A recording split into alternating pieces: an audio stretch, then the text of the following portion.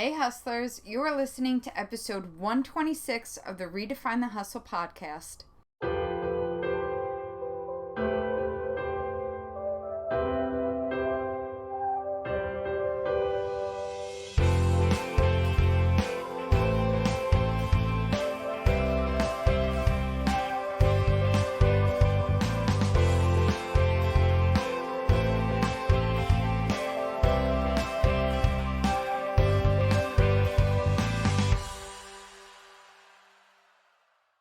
Hey there, and welcome to episode 126. I'm your host, Suze, a growth mindset and productivity coach for music industry professionals. Now, I'm here today with a brand new type of episode. It started off as an idea that I wanted to become a segment of future episodes, but I thought it'd be really cool to mix up this podcast with some mini episodes where we focus on a segment that I call Hustle Hero of the Week. So as I come across artists, bands, music industry professionals who I think have their hustle down and have redefined it in a way that works for them, I want to share it with you. Because sometimes it's easier to learn how to redefine something for ourselves once we've seen somebody else do it. So this week's episode is a bit more bite-sized, where I'm going to go through things that the band Sub Radio has done in recent months and years that I've really taken note of and I know you can learn from to improve your own hustle. Now, if you're not watching us on video here this week, I will let you know I am rocking my Sub Radio shirt that I got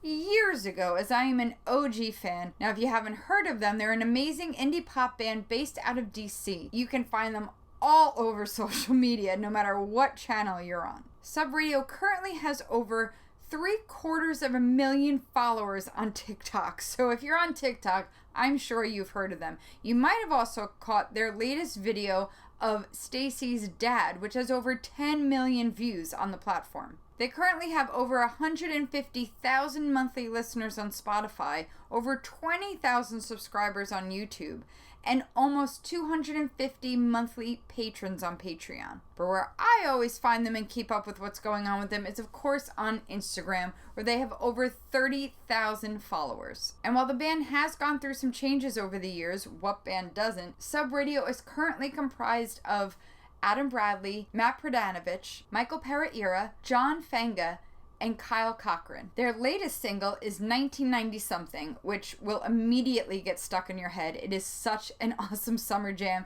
It came out earlier this July, and they kick off their 1990-something tour beginning November 4th in Somerville, Massachusetts. Now, I put their link tree in the comments below, so be sure to check out the description on YouTube to get access to everything you need to know about this band. I highly suggest you follow them everywhere. You are definitely going to be hearing more and more from them, and you are absolutely going to love what you see and hear. So I'm testing out this new mini format to showcase these hustle heroes. I thought I'd start by going over why I've picked them as a hustle hero. So here are just a few reasons why they should be somebody on your radar and somebody that you can watch to not only enjoy, but also learn from if you are somebody who's currently going after your own goals as a creative and you want to make sure you reach them. And so because I go way back with them, I had to show them some love. And they also go way back with this podcast. They were the first artists I interviewed for the podcast way back in episode 13. And they were kind enough to lend me one of their songs to be the theme song for what was the Musicpreneur Mindset podcast. So if you were an early OG listener, I'm sure you've been used to hearing their music from seasons 1 to 3. Now, another reason they're a hustle hero is because they share the work and they play the long game. I want to share with you a clip from our 2018 interview in episode 13. If you want to go back and listen to the full thing, the link to that is in the description below in the show notes. And I want you to listen to how they divvy up the work. And I want you to also keep in mind, if you're not in a band and if you don't have a team around you, don't try to do it all. That long list of amazing stats that I read from Sub Radio, number one, they didn't get those overnight. And number two, you don't have to be everywhere. And you don't need to be everywhere all at once. So listen and learn, but with that grain of salt. As far as social media goes, we actually have a lot of meetings about this because for a long time it was not that way. What we like to do is kind of like assign certain roles to certain people. Adam handles Twitter most of the time, and Mike handles a lot of Instagram, and then me and Mike Chinnon will do a lot of Facebook posting. So that's how we kind of keep all of our angles covered on social media. So it is like a huge logistical undertaking with this many guys who don't live together. Like some of us live together in pairs, but not all 6 of us in the same house. And so it's a lot of, texting back and forth, and like it's a lot of work, and it's a lot of like juggling things in our heads. Yeah, the business side is frankly something we didn't consider like as a unit for a long time. I think we were like making merchandise without any sort of end goal as to like what our profit is going to be and what our margin is going to be. And we were kind of writing and recording songs without a ton of direction, like for years. And so now we're after going through all of that and discovering what a pitfall that is, we've learned from that, and we're really trying to like run the band as a sustainable like small business with like a sizable income that is like large enough to support all of the endeavors of the business and beyond. So like as it stands today, we all have day jobs, but our day jobs like fund us as human beings. Our money from our day jobs does go a little bit into funding the band, but for the most part, the band is like self-sustaining and is growing in capital, which is really cool. What it consists. That's awesome. Yeah. So it's taken a long time, and it's taken a lot of work, and we're still learning. We are kind of fortunate that we kind of just backed into a good structure where, we've got Matt, who is sort of like over time taken on the role of like sub radio business manager. And then sort of like we've all slotted into our separate support roles of like what we handle that's not music. So we've tried to make it really fun for ourselves to do, and then it's motivating. We're always psyched to do it. All right, so I hope you took some notes. I love listening to them break down how they stayed disciplined. They were serious about this.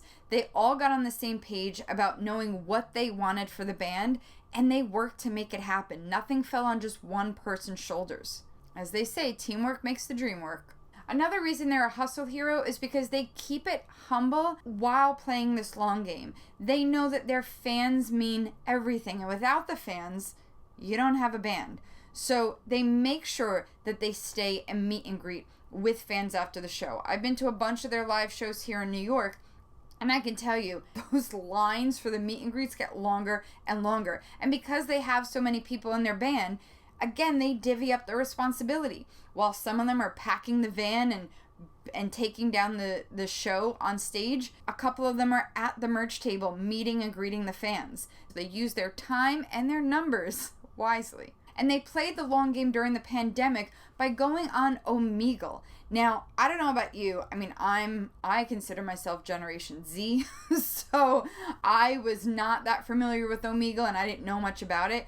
But they went on, and it's a platform where you just kind of randomly get paired with another person on the internet. And rather than try to do all these big, Instagram live streams or get on platforms where they can reach hundreds and hundreds of people at once, which they also did on platforms like Reddit, and they were doing Instagram live streams and doing TikToks and all of that. But they put their focus into a platform like Omegle, where they could reach somebody one-on-one randomly and win them over. And they brought their all each and every time. What did that make that other person do? They had to share it. It was such a cool and unique experience. They had to go share it on their other social platforms and tag Sub Radio. So little by little, share by share, they continued to grow their audience when they weren't able to tour out in person. And they played the smart numbers game. They went quality over quantity, and it worked. So just think, just because you're hearing older coaches like myself and other people in the business be like, make sure you get on those live streams, make sure you're doing Instagram live, get up on those YouTube lives, you got to ask yourself, will that work for you? Does that work for your audience? Is that where your audience is hanging out? And if they're not, where are they hanging out? That's how you hustle. You redefine advice in a way that fits your needs, your audience, and your goals. Now, another reason they're worth shouting out is they pivot as necessary. During one of their TikTok streams or Reddit community streams, or I don't even know, because I don't talk that language. But on one of the many live streams they did, I know they're also on Twitch and on a bunch of different platforms, but when they would do their regular streaming, they would often do covers and take fan requests. And Stacy's Mom was something that was getting requested over and over again by their fans. But lead singer and lyricist Adam Bradley decided to shake things up during one of the streams and change the lyrics into Stacy's dad. Now, if you don't remember Stacy's Mom, it came out in about 2003 by the band Fountains of Wayne, and it was a huge smash. It was all over TRL, it was all over the radio, and what Adam did was just change a few lyrics and make it about Stacy's dad. Now, what you might not know about Sub Radio is that 2 of the members are bisexual. And not only do they embrace that within the band, they embrace it within their community. They are a wonderfully inclusive band, and they make sure that when they perform songs and when they write songs, they are writing it about all different types of experiences and embracing all different types of sexuality. And that's something that their audience really craves and appreciates. They didn't make the Stacy's Dad cover just to be a spoof or to mock the original. They did it because it felt authentic to them and natural to sing about. So they took a throwback and fan requested cover and turned it into something that went so incredibly viral. Stacy's Dad ended up having more than 10 million views on TikTok, got incredible press across the internet, and introduced Sub Radio to a slew of new fans. And rather than run from it or hide from it or panic like, oh my goodness, we're trying to release new music, but this cover is getting all the attention, they made it work for them. They pivoted intelligently in the moment and used Stacy's Dad as a way to promote their upcoming single, 1990 something. They said to their fans, okay, if we hit 10,000 pre-saves of our upcoming single, we will make a full song of Stacy's Dad and give you a video to boot on our YouTube page. They used the press they were getting. They gave their fans what they wanted. They were able to simultaneously promote their upcoming single and get more pre-saves on Spotify and get people onto their YouTube channel. I mean, hello? While it does take strategy and organization and systems and great inter-band communication to get that momentum going as you're building your brand, it also takes quick thinking and the willingness to pivot when something is working that maybe you didn't expect to happen. You can still stay the course, but use that as leverage. And another reason they're the hustle hero of the week is because they stay true to their messaging. They lead with the message of true friendship. This band was built from 6 guys who were friends in high school. A few years ago, Mike Chinnon stepped away, but they still show him love. They still feature him on their Instagram and other platforms because they still hang out with him. They still have an actual friendship. And 6 weeks ago, their bassist, Barry Sifford, stepped down, and they didn't try to hide it or hope that nobody noticed. They celebrated him. They gave him a chance to say a heartwarming, heartfelt goodbye to the fans, and he's still celebrated as a member of Sub Radio, just as Mike is. They stayed true to the band they were when they started, even as they brought new members on who were also friends to begin with. And when they make fun videos like Stacy's Dad, they're not throwing a bunch of money at it and trying to get all the special effects. They're keeping it simple. They film it in their basements and in their backyards and with their friends, as they always have. I guarantee you these guys have sat down and really fleshed out where that money needs to go and how they're going to divvy it up.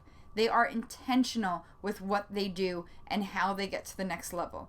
And they don't do it alone. As they've grown, they continue to expand their team and get the help they need to get to the next level each and every time. That is how you hustle. It's not about being everywhere all at once. And it's not about working beyond your means or spending beyond your means just in the hopes that something catches on. Be intentional, stay humble, and put your fans and your audience first. You'll get there. All right, good luck with your hustle, and make sure to keep an eye out for Sub Radio. There's tons to learn from them, and there's also just tons to enjoy.